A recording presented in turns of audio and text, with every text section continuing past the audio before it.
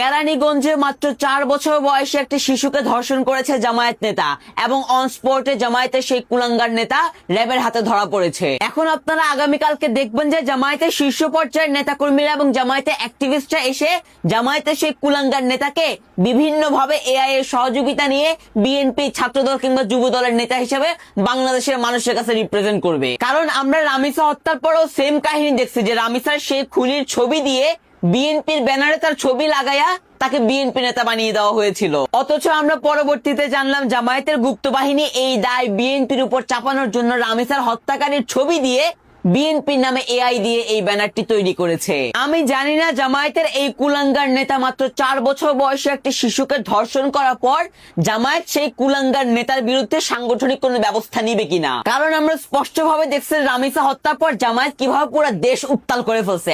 আমরা জানি না এখন যেহেতু নিজেদের দলের লোকজন করছে, এখন হয়তোবা সেই ধর্ষণ নিয়ে তারা কথাও বলবে না। এদিকে গতকাল মাননীয় প্রধানমন্ত্রী জনাব তারেক রহমান সাহেব রামিসা হত্যাকাণ্ডের বিচারের জন্য মাত্র 30 দিনের সময় নিয়েছে।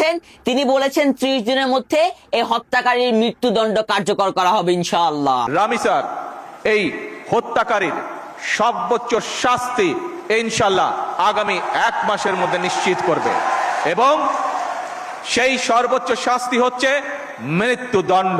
এখন মাননীয় প্রধানমন্ত্রী পরিপূর্ণ দৃঢ়তা এবং প্রতিজ্ঞার সঙ্গে যখন এইরকম একটি সময় নির্ধারণ করছে, তারপরেও গুপ্ত বাহিনীর চুলকানি কোনোভাবেই বন্ধ হয় না। এখন গতকাল মাননীয় প্রধানমন্ত্রী এই সিদ্ধান্ত নেওয়ার পর মধ্যরাত থেকে গুপ্ত বাহিনী পুরো সোশ্যাল মিডিয়া উত্তাল করে ফেলছে যে তারেক রহমান কেন 30 দিনের সময় নিচ্ছে। অথচ আজকে সকালে আবার দেখলাম আগামী কয়েকদিন ঈদের ছুটি উপলক্ষে প্রতিটা আদালত বন্ধ থাকায় রামিসা হত্যাকাণ্ডের সুষ্ঠু তদন্ত এবং বিচার নিশ্চিতকরণে সরকারের পক্ষ থেকে বিশেষ আদালত গঠন করা হচ্ছে, যে আদালতের মাধ্যমে আগামী 5 থেকে 7 দিনের মধ্যে রামিসা হত্যাকাণ্ডের সুষ্ঠু তদন্ত এবং বিচার নিশ্চিত করা হবে। তো এখন জামায়াত শিবিরের কাছে আমার প্রশ্ন যে আপনাদের রামিসার জন্য এত মায়া উতলাই পড়তেছে, তাহলে আপনাকে আব্বা ডাক্তার শফিকরা এসে বলেন না বিচারটা কইরা দিয়ে যাইতে। রামিসার সঙ্গে এরকম নৃশংস নির্মম একটি ঘটনা ঘটার পর রামিসার বাসায় গেল প্রধানমন্ত্রী, রামিসা হত্যাকাণ্ডের বিচার নিশ্চিত করার প্রতিজ্ঞা দিল প্রধানমন্ত্রী, রামিসার পরিবারকে আর্থিক সহযোগিতা করল প্রধানমন্ত্রী, 30 দিন সময় নিল প্রধানমন্ত্রী, আগামী 5 থেকে 7 দিনের মধ্যে বিচার নিশ্চিত করার ওয়াদা দিল প্রধানমন্ত্রী এবং বিশেষ আদালত গঠন করল প্রধানমন্ত্রী। এরপর আপনার প্রধানমন্ত্রীর বিরুদ্ধে চুলকানি দেখান, আপনাকে আব্বারে বলেন না এসে বিচারটা করে দিয়ে যাইতে। আরে মেয়ে, আজকে সকালবেলা খবর দেখলেন না বিএনপি সরকার দায়িত্ব নেওয়ার পর ধর্ষণ করায় মাত্র 29 দিনের মাথায় সেই ধর্ষকের মৃত্যুদণ্ড কার্যকর করা হয়েছে। এখন জামায়াতের এই সকল আবলদের কাছে আমার প্রশ্ন যে আজকে যে মৃত্যুদণ্ড কার্যকর করা হয়েছে সেটাকে আপনাদের বাপ ডাক্তার শফিক এসে কার্যকর করছে নাকি মাননীয় প্রধানমন্ত্রী জনাব তারেক রহমান সাহেবের পক্ষ থেকে কার্যকর করা হয়েছে? মেয়ে, আপনাদের নেতারা বিভিন্ন জায়গায় শিশুদেরকে ধর্ষণ করতেছে, আবার আপনারা তাদের এআই ছবি তৈরি করে সেই দায় দেন বিএনপির উপর।